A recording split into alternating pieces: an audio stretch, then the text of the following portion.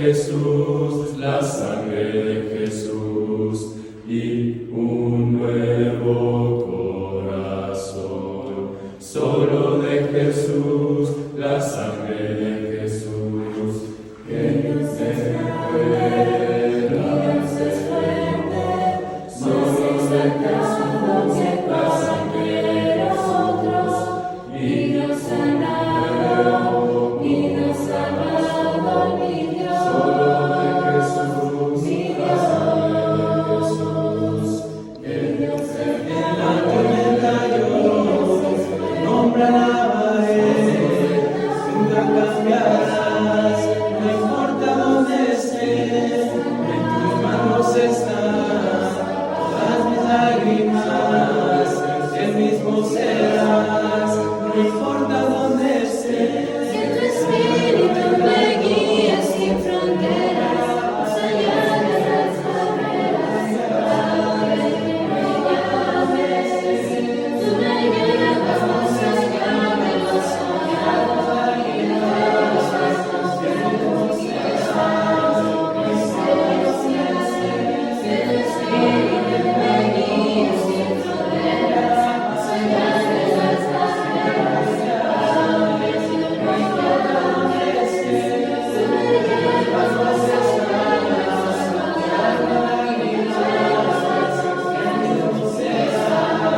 y de los pasos que hemos llevado, mis gracias, que tu espíritu me guíe sin fronteras, más allá de las barreras, a donde tú me llames, tú me llevas más allá de lo soñado, y de los pasos que El mismo serás, no importa dónde Esperamos estén muy bien todos esta mañana, iniciando esta hermosa semana. Estamos viendo una serie que hemos titulado Filosofía versus Teología.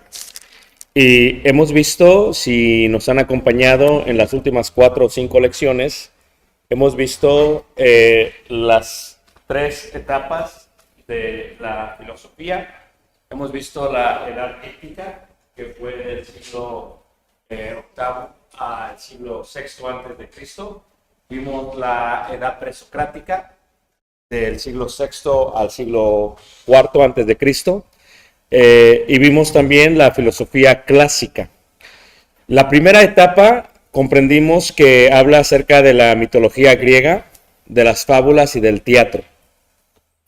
Y se enfoca totalmente en lo que sería la idea general de la naturaleza y el materialismo. La segunda etapa lo sigue desarrollando. Es un término más moderno, ¿verdad? No tratan solamente de explicar la naturaleza, tratan de ahora estudiarla y tratan de ver el origen de la misma. No a través de historias o de fábulas o de leyendas, más bien a través de algo que haga sentido, de algo razón, de la razón. Y veíamos que lo importante de la edad presocrática son las 7 escuelas. Y la que estamos viendo ahorita, que es la filosofía clásica, habla acerca totalmente de logos, o sea, logos es razón, del razonamiento. Y veíamos que la filosofía clásica data del IV siglo al II siglo antes de Cristo. Y también que los filósofos más importantes de ellos, o de esa etapa, es Sócrates, es Platón y es Aristóteles. Y en esta comprensión de estos 3 filósofos, que son los más importantes, pasan de explicar el origen del mundo, de la naturaleza, a empezar a entender lo que se comprende como la razón, no solamente bajo un argumento que esté basado en la idea, sino bajo un argumento que esté basado en la razón. Y ellos van todavía más allá, y eso es lo que importa en este sentido, porque van a la parte de lo que se podría considerar como la ética, lo que está bien y lo que está mal. Por eso a Sócrates se le llama el padre de la ética, porque ya no es tanto, ni le importa tanto la idea de lo que es el mundo, ni su origen, va de lo externo hacia lo interno, y a estudiar la parte interna del ser humano. Y es ahí donde realmente se empieza a desarrollar lo que se podría entender el día de hoy como la ética, que se empieza a entrar en la enseñanza, en la cultura, en la sociedad y en la política. Según la ética, es como se va a manejar la sociedad del día de hoy. Y durante estas tres etapas, una de las cosas que tenemos que entender acerca de Sócrates es el hecho de que Sócrates, para empezar, era un hombre muy feo. Era muy feo en la parte física. Pero el argumento que él tenía es que la belleza no se encuentra por la parte exterior, sino por la parte interior. Eso es lo que decía Sócrates. De él, todo lo que sabemos, decíamos, lo sabemos por su discípulo, que es Platón. Y Platón, veíamos que se le llama Platón porque la espalda la tenía muy grande, como un plato. Su nombre real era Aristócles, ¿verdad? Y luego de Platón entra la parte final de lo que sería la filosofía clásica, que es Aristóteles. Y Aristóteles, a diferencia de Platón, ¿verdad? Empieza a desarrollar todavía mucho más aquello y empieza a echar a mano la práctica de lo que se había pensado por 2 siglos. Esto es, empieza a aconsejar a quien se conoce como Alejandro el Magno, y bajo su filosofía, Alejandro el Magno empieza a establecer el imperio griego a través de todo el mundo antiguo. Es la filosofía de Alejandro el Magno, recibida por Aristóteles, la que se emplea, por ejemplo, en la parte de los medos persas, la parte de Jerusalén, la parte del Medio Oriente, la parte de Judea, la parte de los egipcios, hasta llegar hasta Asia. Entonces, esto es muy interesante porque la idea que él tenía, Aristóteles, siendo discípulo de Platón, Platón siendo discípulo de Sócrates, finalmente se empieza a proyectar en la sociedad y finalmente se empieza a practicar, y eso empieza a cambiar el esquema de todo el mundo antiguo. Y es precisamente 2 siglos antes que empieza a pasar todo esto y empieza a fluir lo que se conocería como la iglesia primitiva. Entonces, cuando ya llega la iglesia primitiva, cuando Cristo viene, ya todo este mundo está instalado. El concepto de la ética, el concepto de lo que está bien, el concepto de lo que está mal, cómo se debe manejar un gobierno, todo está instalado por parte de ellos.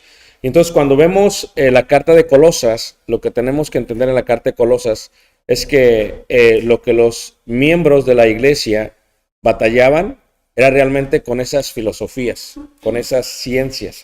Y no solamente ellos, todo el mundo antiguo, desde el desierto de Judea hacia lo que se conocía como Roma, todos ellos están muy influenciados por lo que sería la filosofía griega, específicamente por la filosofía griega clásica. Y ahí en Hechos, donde se dio la lectura, por ejemplo, dice ahí la palabra de Dios en Hechos en el capítulo 17, sí habla acerca de 2 grandes escuelas que descendieron de lo que es Aristóteles. Y estas escuelas que descienden de ellos tienen ciertos pensamientos, tienen ciertas convicciones, tienen ciertas creencias, y es por ello que se está estudiando esta serie para comprender el libro de la carta de Colosas mejor. Ahí dice, por ejemplo, en Hechos 17, en el versículo 16, dice así la palabra de Dios. Mientras Pablo los esperaba en Atenas, su espíritu se enardecía viendo la ciudad entregada a la idolatría. Ahora, este concepto de la idolatría nace específicamente en Atenas. ¿De qué periodo, más?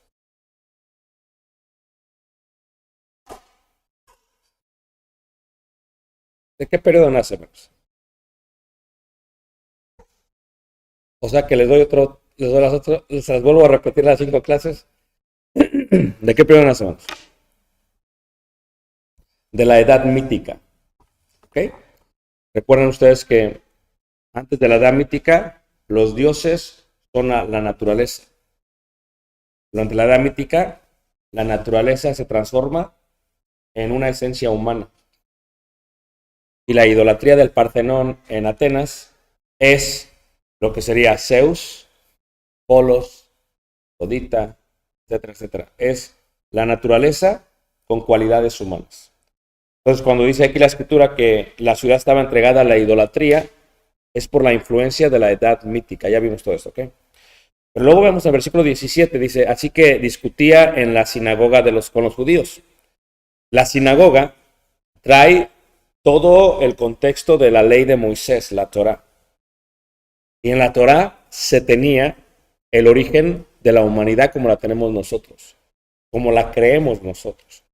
Esto es, el libro de Génesis lo leían, todo en hebreo lo leían, en las sinagogas era donde se tenía que discutir. Los judíos no se preocupaban totalmente por la idolatría. Ellos no estaban relacionados con la idolatría. El segundo mandamiento de la ley de Moisés dice: no te harás dioses ajenos, así que no había problema para ellos. Tenemos que entender que la iglesia no entra solamente al mundo judío, está entrando al mundo gentil. El mundo gentil es el que tiene esta influencia de idolatría de la edad mítica. Versículo 18 dice, ahí, o 17 dice, y piadosos y en la plaza cada día con los que concurrían. Así que Pablo tiene que pasar de predicar en la sinagoga de la ley de Moisés, Jesús, Yeshua es el cumplimiento de la ley de Moisés, lo que Pablo está explicando. Y cuando sale de la sinagoga, tiene que cambiar totalmente su discurso. Porque los que están afuera no les importa nada de lo que es Moisés. Ni siquiera creen en Moisés. Esos creen los judíos. Nosotros somos más elevados en cuanto al conocimiento. Nosotros somos más sabios. Nosotros somos más inteligentes.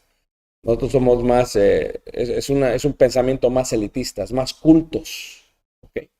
Por eso, a través de la carta, por ejemplo, cuando se habla de lo que eran ellos, a diferencia, por ejemplo, en la primera carta de Corintios, capítulo 1, versículo 26, dice, pues mirad, hermanos, vuestra vocación, que no sois muchos sabios según la carne. Claro, porque tenemos que entender que en la iglesia hay hay distintos, o en Corinto específicamente había distintos tipos de personas. Si se acuerdan ustedes cuando veíamos esto en la clase anterior que tiene que ver con el diálogo de la caverna, ¿se acuerdan ustedes esta idea? Entonces, quien está más cerca a la luz inaccesible que menciona el Nuevo Testamento es la gente más sabia. Entonces, lo que hace Platón y lo que hace Aristóteles, eso es 2 siglos antes de lo que estamos leyendo ahorita, empiezan a decir, ok, los que están más cerca a esa luz inaccesible son las personas que tendrían que estar más en control de las masas. O sea, es ilógico que los más ignorantes tomen decisiones por la sociedad. Entonces, esta idea tiene que ver con la política. O sea, ¿quién va a tomar la decisión de la política? No agarras a alguien que no, para ellos, ¿ok? No agarras a alguien que no está cerca a la luz inaccesible. Perdón, agarras a alguien que está cerca, no el que está lejos. Porque si no, ¿qué decisiones va a tomar? Entonces, por ejemplo, ahí en Corintios dice que no sois muchos sabios según la carne, ni muchos poderosos, ni muchos nobles, sino que lo necio del mundo escogió Dios para avergonzar a los sabios. Y cuando hablo de los sabios, hablas del contexto de la filosofía, de los cultos, de la gente que tenía este pensamiento. Si regresamos a Hechos, por ejemplo, 17, dice ahí, y en la plaza cada día con los que concurrían. O sea, él cambiaba, predico a la sinagoga, salgo al Areópago, que es una piedra gigante que se encuentra bajo de las faldas de la Acrópolis en Atenas, hasta el día de hoy tú puedes subir todavía a él, y ahí estaba la calle principal, y había un mercado de este lado, y había otro mercado de este lado gigante, y se ponía en medio, y toda la gente pasaba por ahí. Y ahí la gente, porque Areópago, Ares, es también un dios, dentro de la filosofía, de la mitología griega. Y Ares es el dios de la guerra, del discurso. Entonces, ¿por qué se paraban ahí sobre Ares o sobre el Areópago? La piedra donde decían ellos ahí tocó Ares. Porque era el dios del discurso. Entonces, cuando Pablo se para en el Areópago, es porque va a pelear con su discurso, lo que tanto... La gente que tenía cualquier filosofía llegaba y peleaba. Y toda la gente le escuchaba. Entonces, cuando está ahí, dice ahí, y algunos filósofos de los epicureos y de los estoicos, estas dos escuelas vienen de la escuela de Aristóteles. Entonces, después de Aristóteles va a su nación, regresa a Atenas y establece su escuela. Es que había un celo muy grande de Aristóteles porque Platón es el que escribe todo lo que hizo Sócrates. Conocemos a Sócrates por Platón. Y luego Platón establece una escuela, la academia se llama la escuela en Grecia. Entonces, su discípulo más inteligente el más pesado era Aristóteles. Pero cuando va a morir o cuando va a dejar la escuela, se supone, todos sabían los estudiantes que se la tenía que dejar a Aristóteles porque era el más capacitado. Pero en vez de dejárselo a él, se lo deja a su sobrino. Y Aristóteles se enoja. Y Aristóteles se va de ahí. Y luego se va a su tierra y luego regresa de su tierra, hermanos. Y cuando regresa de su tierra, llega y establece su propia escuela. Y de ahí fluye lo que serían, en este caso, los epicureos y también los estoicos. Se empieza a separar la escuela. Pero él se enojó con Platón, porque realmente a él le correspondía. Es lo que está pasando en México, por ejemplo. Le correspondía a Ebrat, pero pusieron a Claudia. Ya son acuerdos políticos. Pusieron a una mujer en vez de a un hombre. Pues todos saben, pues aquí hicieron una votación virtual, eso es puro cuento. Le correspondía a ella, a él, pero se lo dieron a ella. Es lo que le pasó a Aristóteles. Entonces, Aristóteles y Platón, Aristóteles está ya en contra de Platón y empieza como que a debatir los argumentos de Platón. Entonces, hay un debate, ¿ok? Entre ellos. Entonces, estos dos son ellos, y dice ahí la palabra de Dios, dice, y de los estoicos disputaban con él. Y unos decían, ¿qué querrá decir este palabrero? Y otros parece que es predicador de nuevos dioses, porque les predicaba el evangelio de Jesús y de la resurrección. O sea, cuando ellos escuchan por primera vez a Jesús, para ellos es un nuevo Dios. Nunca han escuchado de Jesús, pero para ellos es regresarse a la mitología griega. Porque para ellos, por ejemplo, la mitología griega decía, Zeus baja a la tierra, tiene relación con una mujer, entonces nace un semidios, un hijo de los dioses y un hijo de un ser humano. Cuando oyen de Jesús, dicen, bueno, pues es algo similar. O sea, hay un ser humano que se llama María y el Espíritu Santo viene y entonces nace Jesús. Ahora, la pregunta es, ¿por qué hace eso Dios? Es la preparación, esto es la preparación para la recepción del Evangelio. Porque si llega antes de eso, estarían todos como, ¿de qué estás hablando? No es lógico.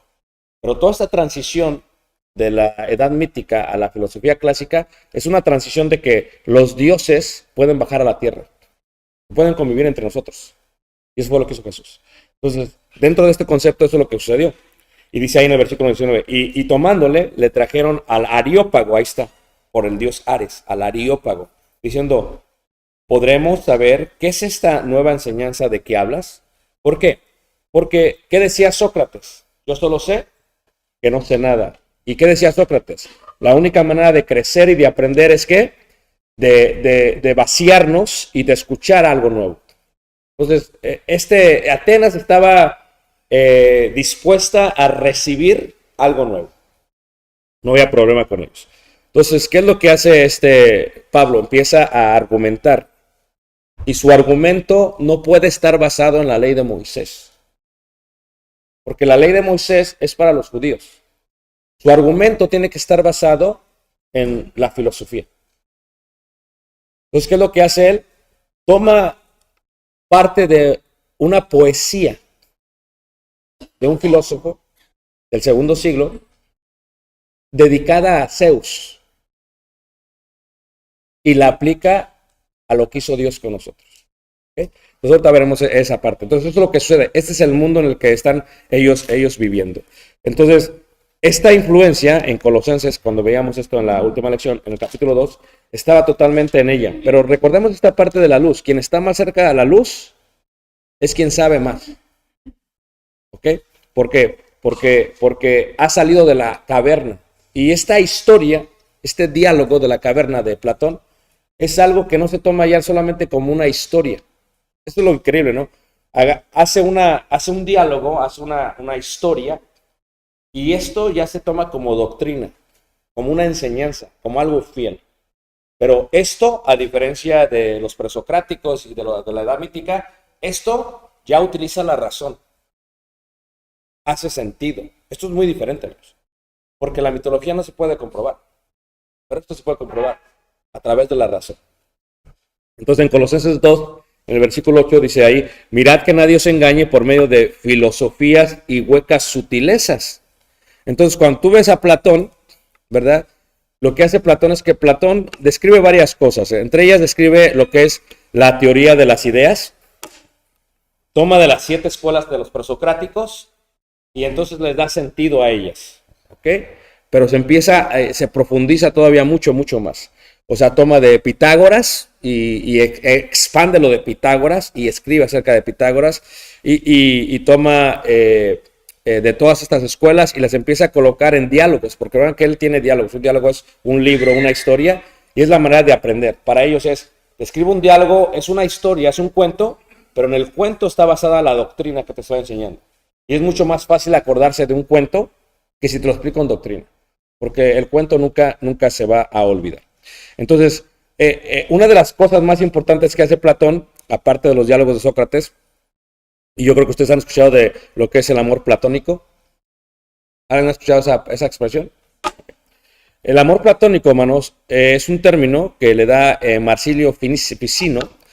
No se lo da Platón, pero lo saca de Platón él. Entonces, ¿qué es lo que hace Platón? Platón hace un diálogo muy interesante y el diálogo se le llama el diálogo del banquete o el simposio, que es lo mismo. Y el diálogo del banquete, ¿alguien ha escuchado el diálogo del banquete, hermanos? Levanten la mano, ¿quién no sabe de lo que estoy hablando? Ok, ¿los demás sí saben? ¿Todos están aquí? Levanten la mano, ¿quién nunca ha escuchado el diálogo del banquete? Te voy a explicar cómo es que una filosofía se toma como ética en el diálogo del banquete. O sea, hay muchos diálogos que hace Platón, pero voy a tomar solamente este diálogo para que aprendas, ¿ok? El diálogo del banquete es uno de los diálogos más importantes de este Platón, porque el diálogo del banquete habla del discurso de lo que es el amor. Bueno, es una historia, es un diálogo, es una historia. Pero la historia y los personajes tienen una enseñanza de ética. La gente cuando la escucha se acuerda fácilmente de la historia. Pero lo terrible de esto es que la historia ya te da una ética, lo que está bien y lo que está mal. Y ahora tú ya vives, ya no por un mito, no por tu razón misma, del diálogo que él hizo.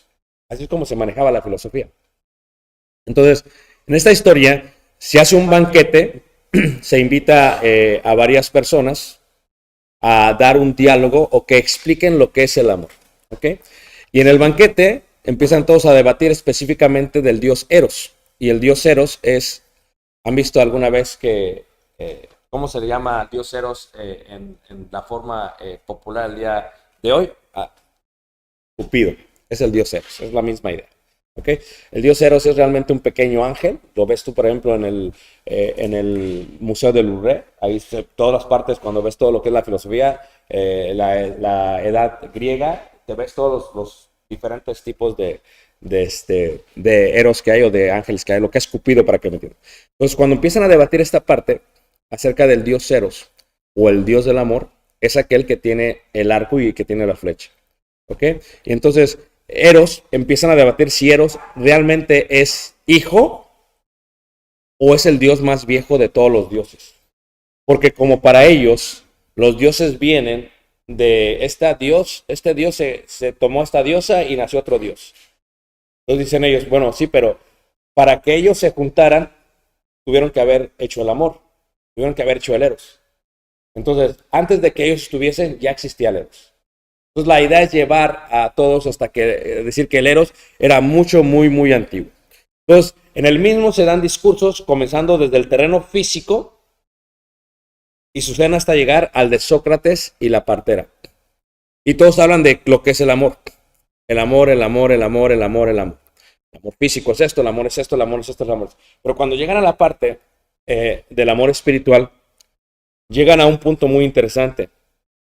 Y entonces dicen ellos, dicen, ok, puede haber un amor que se puede dar entre dos personas sin necesidad que tengan intimidad física. Puede haber un amor muy grande, que se estreche tanto, que pueda ser un amor muy espiritual, muy profundo, sin necesidad que estén casados, que tengan intimidad física, o que sean amigos. Entonces cuando dice una persona, es que este es mi amor platónico, y habla de la esposa de alguien más, por ejemplo, están diciendo que es su amor ideal, pero que no quiere nada con ella. Eso es lo que es la idea del amor platónico. Entonces, durante el discurso, ¿verdad? Aristófanes, que es uno de los que da parte de su discurso, todos están dando discursos acerca de eso. Pero todo el banquete se basa en dos discursos importantes. El primero es el de Aristófanes. Y él explica a través de una historia. O sea, es el diálogo del banquete y cada quien está dando un discurso. Pues cuando alguien da un discurso se da una historia. Otro discurso da otra historia. Todos están tratando de explicar lo que es el amor. Entonces cuando llega Aristófanes, que es un comediante, lo explica a través de esta historia. Dice que en el principio había seres humanos, ¿ok? A los cuales se les llama andróginos, ¿ok? Entonces dice, estos seres humanos, para que me entiendan, a ver si lo pueden ver, son como ruedas y tienen dos cabezas, tienen cada uno dos brazos y tienen cada uno dos pies. Pero a veces este tiene la parte genital masculina y la parte genital femenina. Pero antes estos eran uno. ¿Ok? Y puede haber así o también puede hacer que sean, por ejemplo, los dos mujeres o que los dos sean hombres. Entonces, estos seres, hablan en la historia, que una vez Zeus se molestó con ellos y que los separó. Entonces, que al separarlos, cuando los rompe, cuando los corta, pasan de ser uno a ser dos. Y entonces explica él a través de su discurso, Aristófanes, describe que al principio había andróginos. Entonces, ¿qué es lo que pasa? Que cuando estos se vuelven a juntar, pues vuelven a ser uno. Y se aman mucho porque inicialmente eran uno. Pero fíjate cómo te lleva él. Entonces, por eso él dice que en cuanto a las relaciones, pues realmente por eso no importa los órganos. Porque ya que los andróginos, algunos eran hombre y mujer y otros eran hombre y hombre, cuando se juntan, sienten el mismo amor que el hombre y la mujer. ¿Sí estás viendo por dónde se va la historia? Entonces, ¿qué es lo que pasa? Ahora él pone que la ética entonces es el amor. El amor no está basado en el sexo, en el género. Y entonces cuando oís esta historia, imagínate lo que está diciendo. La historia está diciendo que dos seres humanos que tienen el mismo sexo pueden amarse con un amor espiritual o platónico. ¿Saben qué están entendiendo más? Y pasa de ser una simple historia, un simple diálogo, a un punto de ética. Que de tal manera cuando la sociedad lo están discutiendo, la sociedad, por ejemplo, yo estaba en Guadalajara estos días, la tierra del mariachi. Estando en Tlaquepaque, fuimos al centro, muy bonito Tlaquepaque. El hermano me dice, hermano, ¿quieres una nieve, cómo le llaman ellos? Tradicional de aquí. Sí, hermano, claro. Y había dos muchachos y uno tenía un ramo de rosas gigante. Y el otro estaba tomando una selfie, a los dos. Yo cuando los vi inicialmente pensé, dije, a lo mejor se están tomando una selfie porque le van a llevar el ramo de flores a una joven, son amigos, se la van a llevar. Entonces seguí y estaba yo así, porque el hermano se formó, y se formaron en la misma línea atrás. Y ya los vi y se dieron un besote así de esos que dices tú. Y entré en shock, y dije, Guadalajara. La ciudad del mariachi. Fue lo que pensé yo. Y le dije al hermano, se pasó a reír. ¿Qué pasó? Le digo, no, es que... Digo, pero es corrupción en todas partes. Esto es en México, Ciudad de México, en todas partes se ve esto. Ya todo se ve. Lo que pasa, hermanos, es que cuando tú ves eso choca. Entonces, los griegos, cuando vieron eso, ellos decían, bueno, es como el diálogo del banquete. O sea, es posible que esas dos personas antes eran un andrógino. Y su amor platónico puede ser como el de una esposa y un esposo. Anda, que me entendemos. Eso es lo que hacía la filosofía. Y eso es lo que hacía los diálogos de estas personas. Por eso, cuando tú ves Romanos, tú tienes que ver Roma, por ejemplo, influenciada por esta filosofía. Porque, ¿qué tienes? Tienes tú a Sócrates, maestro de Platón, Platón maestro de Aristóteles, Aristóteles maestro de Alejandro el Magno, quien establece el imperio griego, y luego el imperio romano toma ello. Entonces, los griegos decían esto, por eso Alejandro el Magno pensaba así. Alejandro el Magno llegaba a un lugar y decía, no, ¿cuál es tu religión aquí? Dice, no hay problema. La religión no es el problema es la ética. Y por eso Alejandro el Magno, cuando tenía sus orgías y se decía que también era homosexual, no había problema, porque tenía amor platónicos por todos lados. Y también tenía mujeres. Porque para él, hermanos, eso no era un problema. Para los griegos no era un problema. Entonces, en Romanos, capítulo 1, por ejemplo, en el versículo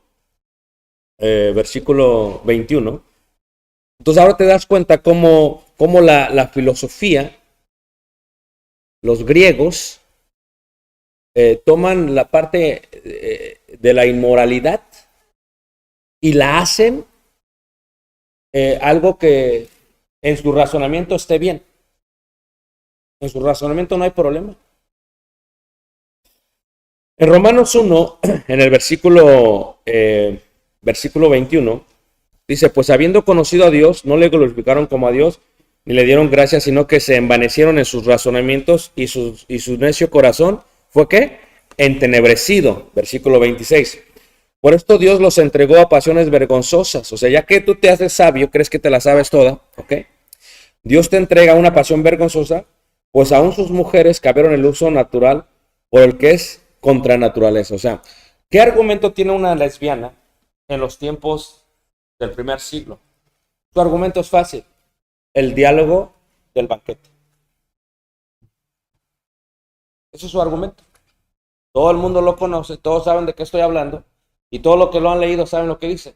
Porque pasó Platón de ser simplemente un filósofo a establecer una regla de moralidad o de ética dentro de la sociedad y dentro de la política. Por eso, hermanos, la filosofía clásica transforma a todo el mundo antiguo. Fíjate, por un lado están los judíos, esto es abominación, pero ellos iban al libro de Levíticos. Pero los griegos decían, eso no tiene que ver con nosotros. No tiene que ver con nosotros. Pero cuando llega el Evangelio unifica los griegos o el mundo gentil con el mundo judío a través de una nueva regla, el Nuevo Testamento. Y en el Nuevo Testamento se va a dar margen de lo que está bien y de lo que está mal. Y el Nuevo Testamento es Romanos 1. Entonces en el versículo 26 dice, pues aún sus mujeres cambiaron el uso natural al que es contra naturaleza. O sea, aquí por primera vez, hermanos, Pablo está diciéndole a los romanos, tanto judíos, que ya sabían ellos, como qué, hermanos, como gentiles, ser lesbiana está mal. ¿Y por qué se permitió? Porque es la pregunta siempre. Dios lo hizo. ¿Por qué? Porque se envanecieron en sus razonamientos, en sus logos. En sus logos, en la filosofía, decían no hay problema. ¿Y a qué ellos se basaban? A lo que sería el diálogo del banquete. Tú dices una locura que agarren una historia y la agarren como ley. No es una locura, es algo muy normal. El día de hoy hay gente, hermanos, que agarra un libro y lo que dice una persona, un escritor, lo agarra como ley. Lo agarra como ley para su vida. Y hace referencia a él y por él yo vivo así. Entonces, dice ahí en el versículo 27, y de igual modo, también los hombres, dejando el uso natural de la mujer, se encendieron en sus lascivias unos con otros, cometiendo hechos vergonzosos, hombres con hombres, y recibiendo en sí mismos la retribución debida a su ¿qué? Extravío. Y como ellos no aprobaron tener en cuenta a Dios, Dios los entregó a una mente ¿qué? Reprobada. O sea, la persona piensa que en su razonamiento es elevado. Dice, no, yo soy elevado, yo estoy bien. Te da el argumento, los diálogos de Platón, los Sócrates. Pero dice Dios que no. O sea, es una mente reprobada y está entregada a una mente reprobada. Por eso la soberbia, hermano, se muestra de esa manera. Es que yo estoy bien, es lo que tú dices. Yo soy culto. Y es que hay gente, hermanos, que es muy culta, que estudia, que lee, hermanos. Entonces, eso es lo que era el proyecto de eso. Y aquí empieza a ver. Ahora, lo que hace también Platón, hermanos, hablamos de esta luz, Entonces, ¿quiénes van a gobernar? Entonces Platón dice, ok, basado en el diálogo de la caverna, dice, los que están aquí en el mundo sensible, los esclavos, reconoce la historia, los esclavos que están en la cueva no son capaces de gobernar. Simplemente no son capaces de gobernar. Pero se necesita en una sociedad. Los que tienen opiniones tampoco son capaces de gobernar. Pero lo necesita la sociedad para entretener a los otros. ¿Sí te fijas? Y entonces va pasando de aquí a acá. Fíjate cómo un diálogo pasa a ser una doctrina, una enseñanza, una ley, conforme a la ética. Entonces lo que él hace, hermanos, este Platón, lo separa. Y al separarlos dice lo siguiente, dice, ok, vamos a separarlos en niveles.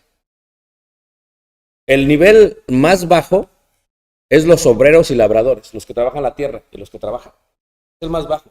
Ellos son los que están dentro de la cueva y no saben. Luego lo vamos a ir elevando. Luego es el poeta, el artista, luego el adivino, el iniciado, luego el atleta y médico. Fíjate cómo luego el negociante político y financiero, luego el rey justo y guerrero poderoso. Y los que realmente deberían de gobernar son los filósofos y los sabios. Tú dices, o en pocas palabras, estos son los que están más cercas ¿a qué? A la luz. Por lo tanto, como ya vieron lo que es real, fíjate cómo pasa de un diálogo de la caverna a algo ya político. Como ya vieron lo que es real, pueden gobernar a los demás. Los demás no pueden gobernar, porque no saben ni siquiera lo que es real. Como no entienden lo que es real, ¿cómo van a gobernar? Entonces, cuando viene Alejandro el Magno y recibe las enseñanzas de Aristóteles, discípulo de Platón, todo eso se le enseña. Es por eso, hermanos, que el imperio griego se empieza a establecer como una forma de modelo a seguir. ¿De dónde viene la democracia de Estados Unidos? De Grecia, de los griegos. La República Mexicana, la República, son copias totales de Grecia. Pero ahorita, el siglo XXI, Estados Unidos es el modelo a seguir, hermanos. Y entre Estados Unidos, California es el modelo a seguir. Es como que el elitismo de la política. Se hace en Estados Unidos y luego pasa a México, y luego pasa a Guatemala. Son copias. Y luego a El Salvador, a los países del tercer mundo. Entonces, ¿qué es lo que pasa? Esta copia se la enseña Aristóteles a Alejandro el Magno. Y Alejandro el Magno empieza a establecer esa idea de imperio. Ya no es ahora, hermanos, una simple historieta, un diálogo. Ahora ya es un verdadero gobierno que se puede palpar y tocar. Pasa de lo que es intangible, de lo espiritual, a lo que se puede palpar y tocar. Entonces, ¿quién gobierna el mundo, hermanos? Porque el mundo está bajo tinieblas, dice la Escritura. ¿Quién gobierna el mundo? No son los tronos y las potestades físicas. Dices, no, sí, es Biden. No, no es Biden. ¿Quién gobierna el mundo? La teoría de las ideas. Quien gobierna el mundo es los pensadores. Estos son los que están gobernando al mundo. Tú vas a trabajar como un loco todo el día. Y estás todo el día trabajando y trabajando y trabajando y trabajando. Y tú dices, soy libre. Lo que tú piensas. Vas, trabaja y trabaja y trabaja y te endeudas y aquí y acá. Y eres esclavo de tu propia ambición. Y detrás de ti hay uno, acá por acá de este lado, que te está recibiendo todos tus intereses. Tú piensas que tú eres feliz, pero no tienes control de tu vida. Y estos que son ricos son los que están en el lobby del Capitolio trabajando con los políticos y diciéndole a ellos, te vamos a poner a ti como presidente. Solamente que necesitamos que hagas esto, esto y esto y esto. ¿De dónde sale este modelo? De aquí. Entonces, ¿qué es lo que sucede? Cuando sale este modelo de aquí, luego viene la parte más importante. Decía Platón. Todo esto que maneja las ideas, todo esto, lo que lo lleva a la luz, ¿qué es? Entonces él lo explica a través de otro diálogo. Y dice, es el alma del ser humano. El alma, y la compara con una carreta, con dos caballos. ¿Han escuchado esto, hermanos? Todos están aprendiendo de la clase, entonces es bueno, ¿ok? Entonces, habla de una carreta y de dos caballos, un caballo blanco y un caballo negro, ¿ok? Y habla de quién los jala y todo lo demás. Es muy complicado, es muy profundo, te lo voy a dar así superficial para que lo entiendas, ¿ok? El cuerpo humano es el carruaje. O sea, el alma está dentro del cuerpo humano y el cuerpo humano es el carruaje. El yo o el alma es el hombre que lo conduce. El pensamiento son las riendas y los sentimientos son los caballos. Y cada ser humano tiene un alma. Pero hay almas que están más cerca de la luz. Son los que son dignos de manejar todo. Son sabios, filósofos. ¿Qué pasa? Tú tienes tu alma. Pero yo puedo controlar tus sentimientos, pensamientos. Misma persona. Porque tú simplemente estás dentro de la cueva. Yo puedo controlarte sin que tú te des ¿qué? Cuenta. Voy a formar un sistema y te voy a controlar a ti. Y vas a pensar que eso es el sentir de toda ¿qué? De toda la vida. Entonces cuando habla Platón de ello, empieza a establecer eso. Y finalmente se establece lo que se empieza a conocer como la idea de la aristocracia. ¿Quiénes son los cultos? ¿Quién es la raza o la sociedad baja? ¿Quién va a ser? Los que menos estudian. Y entonces los filósofos y la gente grande va a tener ciertos privilegios. Sus hijos y sus nietos van a tener escuela de filosofía. Mientras estos de acá van a estar siempre ¿qué? Porque están siempre dentro de la cueva. Y fíjate cómo un diálogo de la caverna se convierte en algo real. Porque ahora ya tienes a Alejandro el Magno y dice otro, ok, entonces, donde quiera que yo vaya voy a establecer este sistema. Este sistema de democracia. Donde la gente piensa que tiene voto. Donde la gente piensa que va a decidir. Ella piensa que decide, pero no decide. O sea, y es lo que vemos de varios países. O ganó las elecciones, por favor. Las ganó realmente, ¿no? Y entonces todo esto forma un sistema de gobierno y pasa de ser simplemente algo de ética a algo en lo que vivimos nosotros. ¿Y qué es lo que hace el Evangelio? El Evangelio llega, hermanos. El Evangelio te va a dar un compás, te dice, ok, ¿es por aquí o es por acá? ¿Esto está bien o esto está mal? Y es lo que hace el Evangelio. Emplea esa parte. Como dice ahí en la parte de Colosas, en el capítulo 1, o sea, sabía bien Pablo cómo pensaban los colosenses, y entonces Pablo dice en el capítulo 1, versículo 16, ¿verdad? Porque los colosas eran dualistas, decían, ok, hay dos mundos, el mundo que se puede tocar y el mundo que no se puede tocar, ¿verdad? Era un dualismo que decían ellos. Entonces ellos decían, como los gnósticos, decían, ok, el mundo que se puede tocar, puedo servirle al mundo de una manera, y el que no, le puedo servir de otra manera. Entonces cuando se venían al Evangelio, creían, decían, ok, yo le puedo servir a Dios en el espíritu, y en la carne le puedo servir al mundo. Y el día de hoy, vamos, hay muchos gnósticos cristianos. O sea, hay gente que en la iglesia aparenta una cosa y en el mundo aparenta otra cosa. ¿Me entiendes? Entonces, son dualistas. Entonces, ¿pero qué es lo que maneja? Dice ahí Colosenses 1:16. Porque en él, o sea, en Jesús fueron creadas todas las cosas, las que hay en los cielos y las que hay en la tierra, visibles e invisibles. Es verdad, hay dos. Sean tronos, sean dominios, sean principados, sean potestades, todo fue creado por medio de él y para él. O sea, para el diálogo, o para el debate, o para el argumento de que es la luz inaccesible, es esto, no, es que la luz inaccesible es Cristo. Es lo que está diciendo Pablo.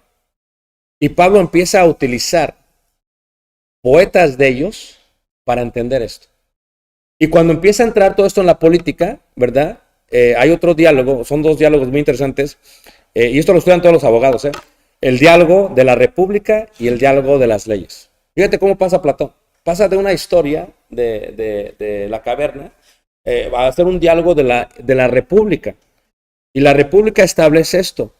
Relata la necesidad que tienen los hombres de alguien que los gobierne, porque ellos no se pueden gobernar a sí mismos.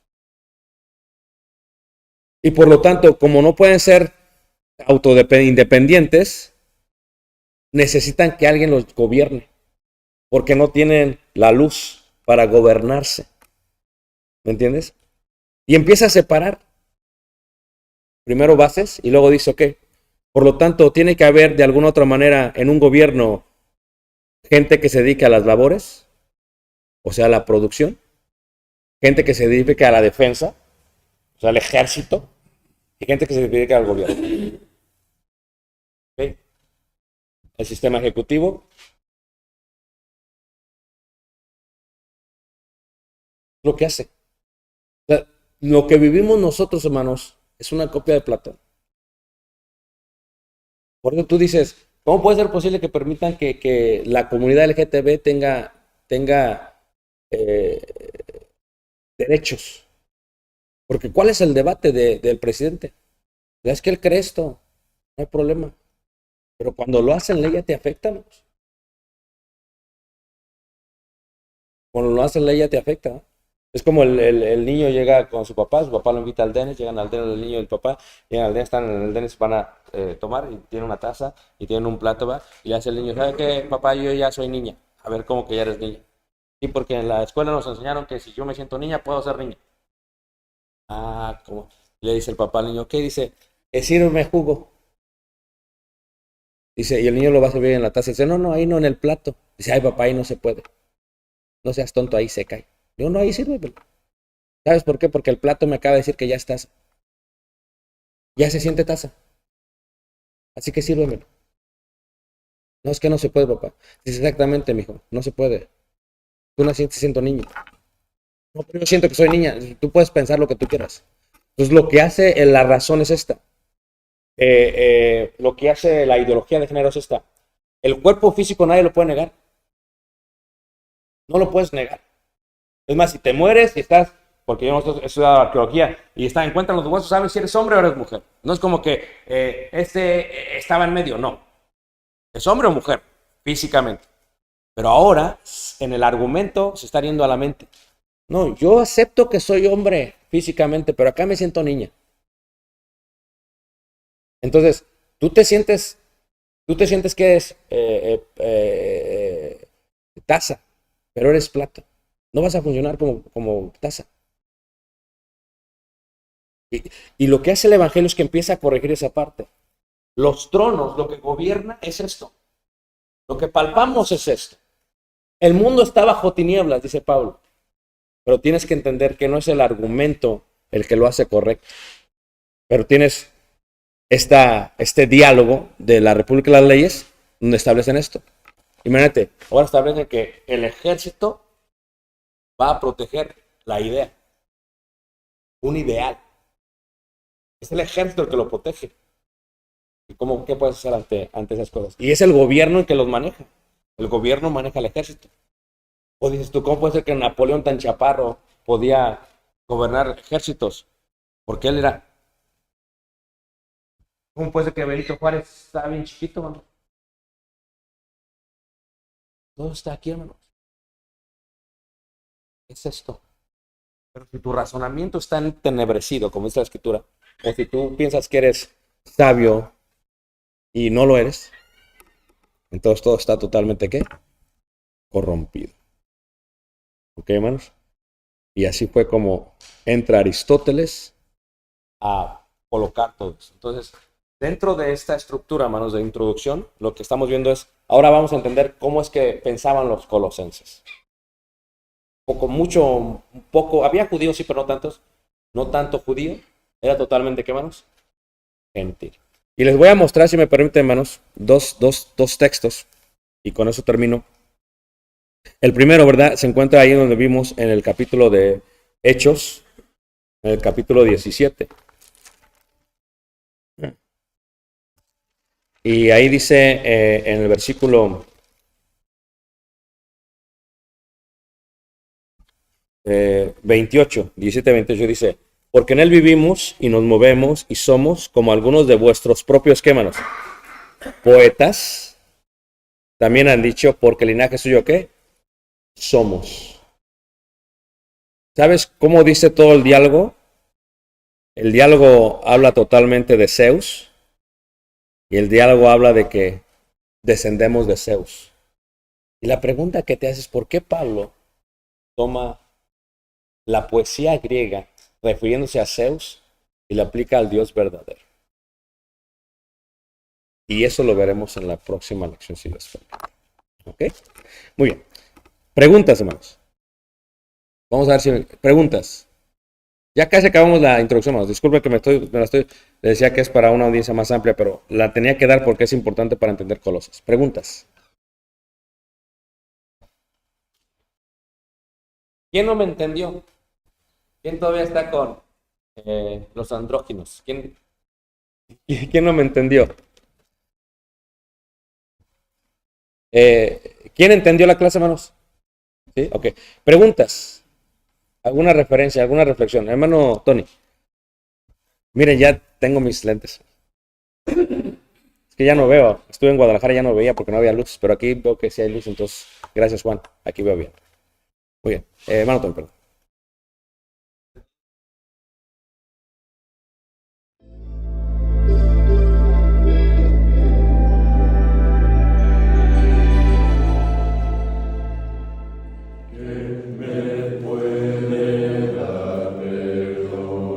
Solo de Jesús, la sangre de Jesús y un nuevo corazón. Solo de Jesús, la sangre de Jesús, que nos recuerda, solo de Jesús, la sangre de nosotros y nos sanará.